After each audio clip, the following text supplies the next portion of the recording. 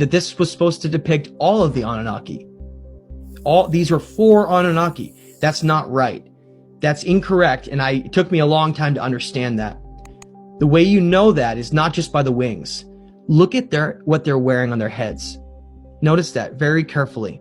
Besides wings, the Anunnaki, if they're shown with their physical head, not a serpent or an eagle, they're always shown the same way. They have horns, ringed horns around their helmet, and they always have 3. That's a status symbol for the Anunnaki. That means that the 2 individuals on the outer side, and it doesn't really mean on either side. Remember, it represents both sides, right? Balance. The 4. The 2 on either end, and the 2 kings in the center. Now notice, the kings are the same height as the Anunnaki. And like I said, I think some things are supposed to be literal, right? Some things are symbolic, but other things are literal.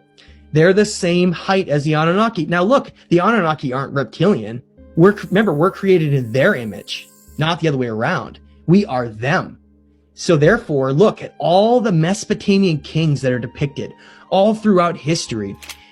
When we look at Ashur, when we look at King Hammurabi, when we look at Sennacherib, when we look at Ashurbanipal, notice they look just like the Anunnaki, like they're imitating them, right? They have the long locks of hair all braided. But what do they not have? Notice what's on their head. They don't have any horns. They have a completely different type of symbol on their head. And they don't have handbags or pine cones. You see that? It's telling you a story. Let me break this whole thing down. The Anunnaki had bloodline king offspring based on which are called the Nephilim. Okay, we know that when we look into we look into Genesis, we look into Book of Enoch, all kinds of ancient stories from the past. It extensively talks about that giants were once here, that ancient kings really weren't what we thought they were. They were actually like bloodline Anunnaki kings directly from their bloodline. And so their obsession here was to have their seed rule over the society. So these kings are direct bloodline kings of the Anunnaki. They're being given the knowledge and wisdom to create civilization. Okay? And that's why they're depicted in the center around the tree of life. Now notice what they're carrying. In their left arm, they have what's known as the masculine rod of kingship, of ruling. And it was always males that did the majority of these ancient civilizations were males. There were some civilizations in parts of Africa that were run by females. And there were some areas of Africa had female kings and priestesses and that was an example in areas, but in majority of the time, it were these bloodline males, these masculine rulers that would take over and rule society. And that's really what's being depicted here in the center. So they have the masculine rod, and then look what they're doing. Just like you see, they're pointing the way. It is their way or nothing. They are handing down the rules and responsibilities that the Anunnaki gave to them, almost like an emissary that works for someone that's very powerful.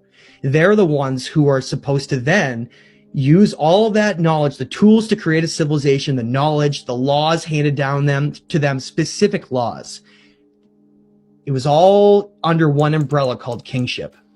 Everywhere is the same phrase. Kingship was lowered.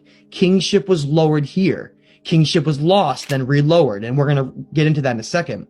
But essentially, you have the Anunnaki having these bloodline kings that they feel are superior, that should rule over the rest of society. They're telling them the way to create those civilizations and how to govern them. And in the center, you have the Zoroastrian symbol with Anu, who's basically pulling the wheels. He's on almost like the bike of life. He's the one who's in charge of all of the Anunnaki in balance. So when you put the whole thing together, it's like the Anunnaki are creating a specific type of kingship civilization for our societies here in their image, in their likeness, and their mentality. Okay? And that's what I think is so interesting, though, if we go back a little bit. Just notice how often they're depicted with an eagle head, though.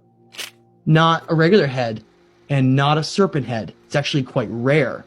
You do see it like with that when I showed you in La Venta, the Olmec, how they show Kukulkan coming up with the serpent. Yeah, it's there, but it's much more rare. What does that mean?